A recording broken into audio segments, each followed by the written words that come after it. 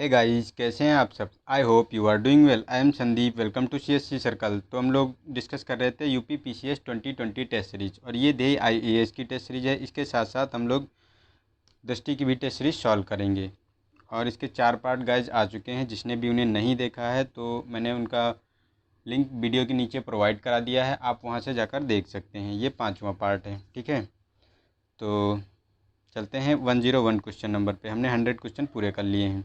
तो वर्ष 1761 में होने वाले पानीपत के तीसरे युद्ध में पेशवा कौन था, तो इसके बारे में बताना है। तो क्या ये बाजीराव प्रथम थे, बालाजी बाजीराव थे, माधवराव थे, या बाजीराव द्वितीय थे, तो इनके बारे में बताना है। तो गाइज बी ऑप्शन इसका बिल्कुल सही है, क्योंकि बालाजी बाजीराव थे। और ये युद्ध जो हुआ था ये अहमद शाह अब्दाली और मराठाओं के बीच हुआ था। और इसके मराठा के उस समय जो सेनापति थे सदाशिव राव थे, ठीक है। और इसमें मराठाओं की हार हुई थी। चलते हैं नेक्स्ट क्वेश्चन पे। इसमें कहा गया है कि निम्नलिखित में से किस राष्ट्रकूट नरेश ने एलोरा के कैलाश मंदिर का निर्माण कराया था। तो क्या यह दंतिवर्मन था, या फिर कृष्ण प्रथम था, ध्रुव था, या फिर गोविंद द्वितीय था, तो इनके बारे में बताना है।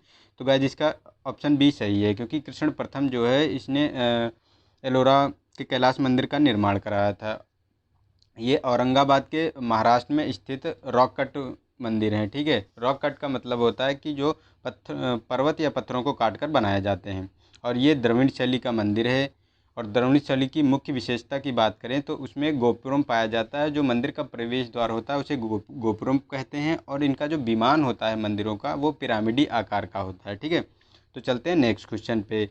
इसमें कहा गया है कि प्रसिद्ध साहित्य कृति किताबुल हिंद लिखी गई थी। तो इसके बारे में बताना है कि किसने लिखा था। तो क्या ये अलबरूनी ने लिखा है, बदायूं ने लिखा है, या फिर जियाउद्दीन बर्नी ने लिखा है, या काकी खां द्वारा लिखा गया है। तो इसका ऑप्शन ए सही है, अलबरूनी द्वारा लिखा गया है। और इसमें इसने इस किताबुल हिंद में भारत के सामाजिक रहन सहन, रीति रिवाज और धर्म दर्शन के बारे में बताया है। उसके साथ साथ भार और तौलनाप के बारे में भी बताया है।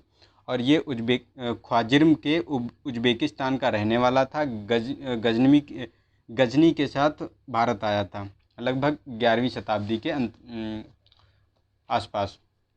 चलते हैं नेक्स्ट क्वेश्चन में। इसमें कहा गया है कि निम्नलिखित में से किसने डिप्रेस्ड क्लासेस मिशन सोसाइटी की स्थापना की थी। तो क्या यह बी आर अम्बेडकर थे, या फिर महात्मा गांधी थे, BR शिंदे थे, या CN मुदालियार थे, तो इनके बारे में बताना है। तो गाइस इसका आंसर बी सही है, क्योंकि BR शिंदे ने इसकी स्थापना की थी 1906 में। चलते हैं नेक्स्ट क्वेश्चन पे। इसमें कथन दिया गया है और कारण दिया गया है, तो इसका आंसर बताना है कि कौन सा सही है।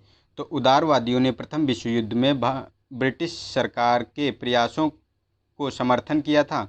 उदारवादियों को यह विश्वास था कि युद्ध में सहयोग के बदले उनकी स्वशासन की मांग को पूरी कर दिया जाएगा। तो इसके बारे में बताना है। तो इसका ऑप्शन ए सही है, और ये व्याख्या भी करता है, क्योंकि उन्हें विश्वास था कि अगर हम उनकी अंग्रेज़ों की लड़ाई में जो हम साथ देंगे तो वो लोग हमारी मांगें पूरी कर देंगे। तो चलते हैं नेक्स्ट क्वेश्चन पे। इसमें कहा गया है कि बेलेजली द्वारा प्रस्तावित सहायक संधि स्वीकार करने वाला प्रथम राज्य, तो इसके बारे में बताना है। तो क्या मैसूर था, हैदराबाद था, अवध था, या फिर तंजौर था, तो इनके बारे में बताना है। तो इसका गाइज आंसर बी सही है, क्योंकि 1798 में जो है इसने स्वीकार किया था सबसे पहले हैदराबाद में, उसके बाद में मैसूर ने किया था, और फिर तंजौर और अवध ने किया था, ठीक है। और इसके साथ साथ पेशवा, भोसले और सिंधिया ने भी सहायक संधि पे हस्ताक्षर किए थे, ठीक है। चलते हैं नेक्स्ट क्वेश्चन पे। इसमें कहा गया है चित्तौड़ की संधि के बारे में कि किसके मध्य हुई थी। तो क्या राणा प्रताप और जहांगीर के मध्य हुई थी, राणा अमर सिंह और शाहजहां के बीच हुई थी, या फिर राणा सांगा और अकबर के बीच हुई थी, या राणा अमर सिंह और जहांगीर के बीच हुई थी। तो इसका ऑप्शन डी सही है, क्योंकि राणा अमर सिंह और जहांगीर के बीच में हुई थी, ठीक है गाइज। और इसमें जो है जो राणा अमर सिंह थे इनको चित्तौड़ के सारे प्रदेश वापस कर दिए गए थे, और चित्तौड़ को भी वापस कर दिया गया था। लेकिन शर्त जहांगीर ने ये रखी थी कि आप किले की मरम्मत नहीं करवाएंगे, जैसा है वैसा ही रहेगा। चलते हैं नेक्स्ट क्वेश्चन पे। इसमें कहा गया है बगदाद यात्री अल मसूदी द्वारा वर्णित शब्द बौरा गुर्जर प्रतिहार राज्य में किस एक के लिए प्रयुक्त किया गया है? तो इसके बारे में बताना है। तो क्या यह सेनापति था या फिर राजा था या फिर विदेश मंत्री था या वित्त मंत्री था? तो इनके बारे में बताना है। तो जो ये अल मसूदी था, इसने जो है राजा के बारे में ऐसा शब्द यूज किया है कि बौरा को जो है राजा के परिप्रेक्ष्य में हुआ है। और ये 1915 से 16 नहीं, गुजरात, इसने गुजरात की यात्रा की थी अल मसूदी ने। ठीक है, चलते हैं नेक्स्ट क्वेश्चन में। तो इसमें कहा गया है कि चोल प्रशासन व्यवस्था में उर शब्द किसके लिए प्रयुक्त किया गया है? तो उर शब्द के बारे में बताना है। तो क्या ये गांव की आम सभा के लिए था या फिर ब्राह्मण गांव के वयस्क सदस्यों की सभा के लिए था, नगर प्रशासन का उच्च अधिकारी था? इनमें से कोई नहीं। तो इनके बारे में बताना है। तो गाइज इसका ऑप्शन ए बिल्कुल सही है, क्योंकि गांव की आम सभा के बारे में उर शब्द का प्रयोग किया गया था। चलते हैं नेक्स्ट क्वेश्चन पे। इसमें कहा गया है कि गुप्त काल में भानुगुप्त के एरण अभिलेख से किस एक का साक्ष्य प्राप्त होता है? तो क्या यह बाल विवाह का प्राप्त होता है या सती प्रथा या स्थानीय स्वशासन का या बलि प्रथा निषेध का? तो इसके बारे में बताना है। तो इसका बी ऑप्शन सही है। और ये एरण अभिलेख जो है एमपी के सागर जिले में स्थित है। चलते हैं नेक्स्ट क्वेश्चन पे। इसमें कहा गया है कि सल्तनत कालीन सुल्तानों के किस एक ने सर्वप्रथम बिना किसी भेदभाव के योग्यता के आधार पर पदों का आवंटन किया था? तो क्या ये अलाउद्दीन खिलजी था, फिरोज शाह तुगलक था या फिर मोहम्मद बिन तुगलक था या इल्तुतमिश था? तो इनके बारे में बताना है। तो गाइज ये ऑप्शन सी इसका करेक्ट है, क्योंकि मुगल मोहम्मद बिन तुगलक ने ही जो है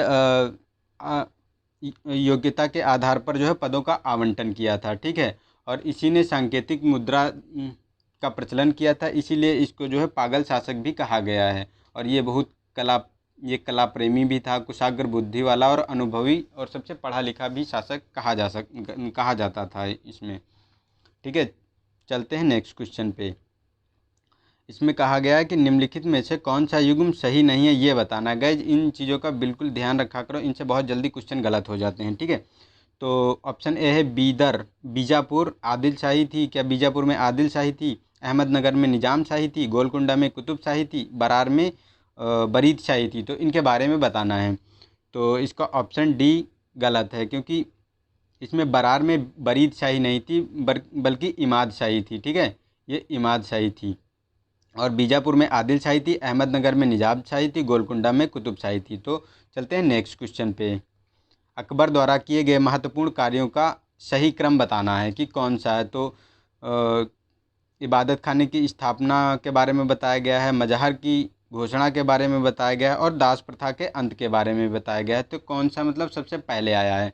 तो इसमें जो है 1562 में दास प्रथा का जो है अंत किया था इन्होंने, और 1575 में इबादत खाने की घोषणा की थी 1575 में, और 1579 में जो है मजहर की घोषणा हुई थी। तो इसका ऑप्शन जो है सी बिल्कुल सही है, 312। चलते हैं नेक्स्ट क्वेश्चन पे। निम्नलिखित युद्धों एवं परिणामों के संदर्भ में कौन सा युग्म सही नहीं है, ये बताना है कि कौन सा युग्म सही नहीं है। तो खानवा का युद्ध, बाबर विजयी हुआ था, क्या इसमें बाबर विजयी हुआ? पानीपत का द्वितीय युद्ध, क्या इसमें हेमू पराजित हुआ था? तालीकोटा का युद्ध, पुलकेशिन द्वितीय विजयी हुआ था? तो इसके बारे में, या इनमें से कोई नहीं। तो कौन सा मतलब असत्य है, कौन सुमेलित नहीं है, इसके बारे में बताना है। तो इसका ऑप्शन सी सही है, क्योंकि ये सही नहीं है। इसमें जो है पुलकेशिन द्वितीय के साथ नहीं हुआ था तालीकोटा का युद्ध। इसे राक्षसी तगड़ी का युद्ध की भी कहा जाता है। ये दक्षिण भारत में हुआ था। और ये जो इस युद्ध की बात करें तो ये जो बहमनी राज्य हुआ करता था, बहमनी राज्य के 4 मुस्लिम शासक बीजापुर, बरार, बीदर और अहमदनगर ने विजयनगर साम्राज्य पर आक्रमण किया था और विजयनगर साम्राज्य को परास्त किया था। ठीक है, ये 1565 में युद्ध हुआ था। चलते हैं नेक्स्ट क्वेश्चन पे। ठीक है, तो इसके बारे में कहा गया जैनाचार्य हरि विजय सूरी को जगत गुरु की उपाधि प्रदान की गई है। की गई थी, किसने किया था? कृष्ण देवराय ने किया था, अकबर ने किया था, बाबर ने किया था या औरंगजेब ने किया था? तो इसका ऑप्शन बी सही है, बाबर द्वारा इसका जो है बताया गया था।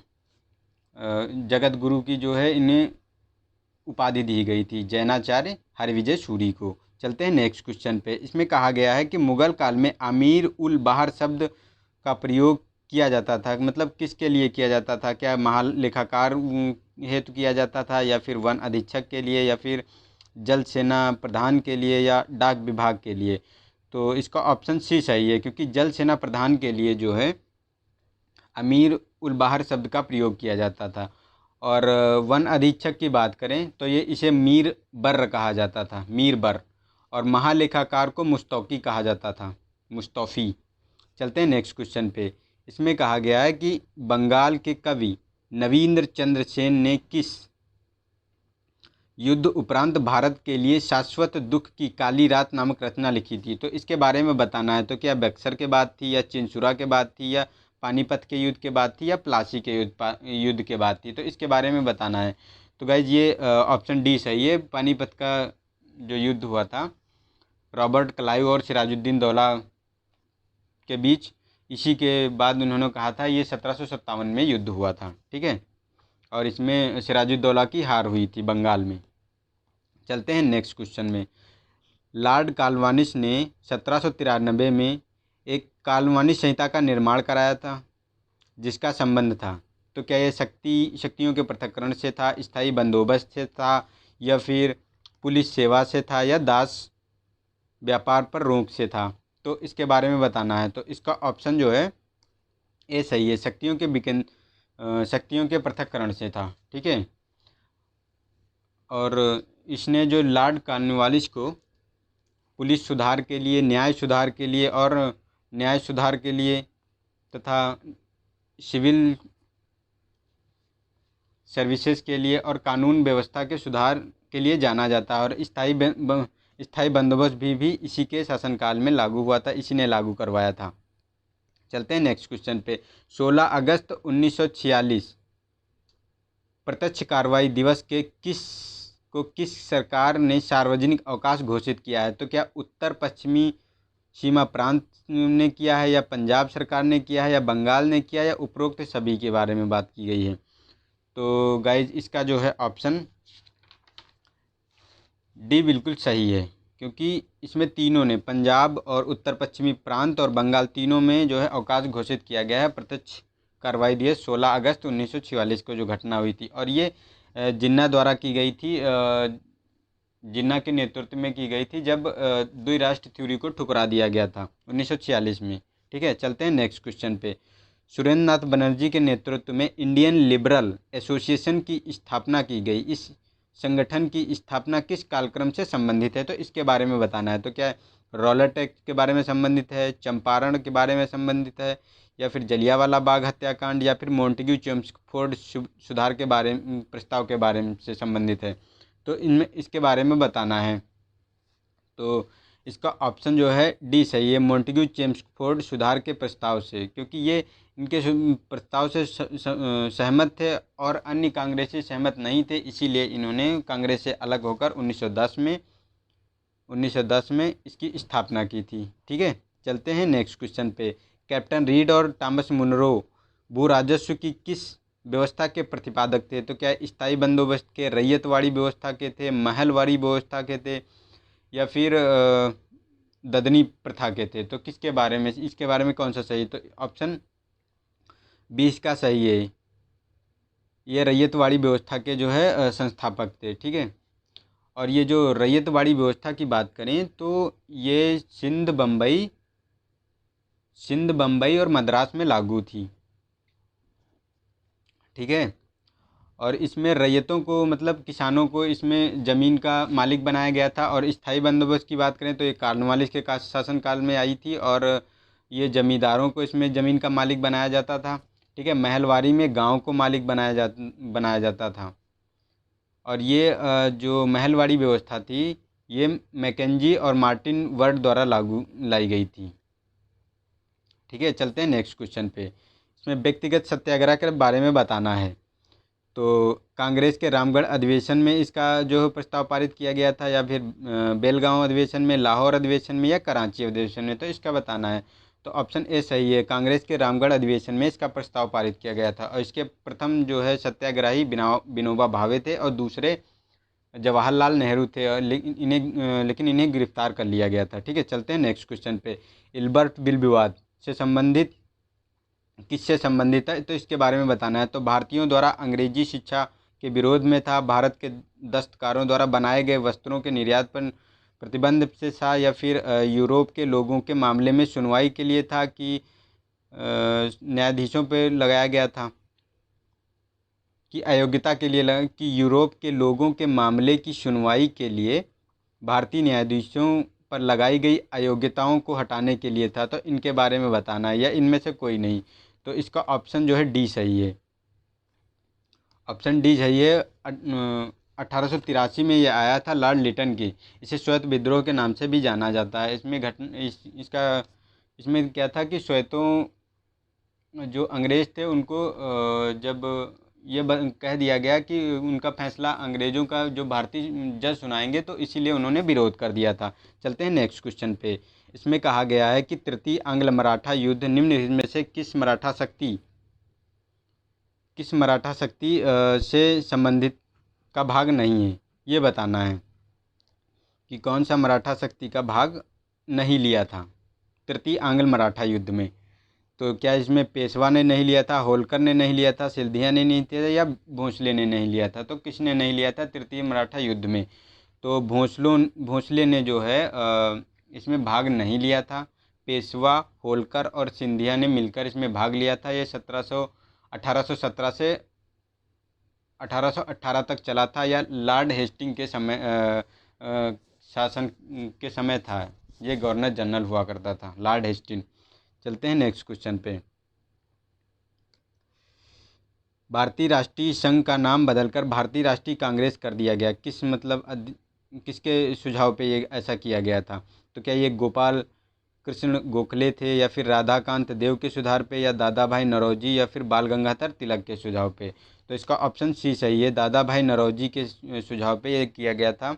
1885 में पहले अधिवेशन में बम्बई में किया गया था। ठीक है, तो गाइज हमारे यहाँ क्वेश्चन पूरे होते हैं। अब नेक्स्ट अगला क्वेश्चन है आप लोगों के लिए। आज के लिए आज गाइज आंसर दिया करो, तभी अच्छा लगेगा, हमें भी लगेगा कि आप लोग आंसर दे रहे हैं।